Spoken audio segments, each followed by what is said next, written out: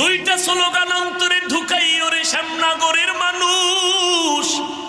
কে কোন দলের জানার দরকার নাই, আমাদের সব পরিচয়ে সব দুনিয়াতে যেদিন আসছিলাম সেদিন আমিও যেমন তুমিও তেমন, ঠিক নেই? শুধু শ্যামনগরের মানুষ লঙ্গি ভরে আসছিল, সব এক।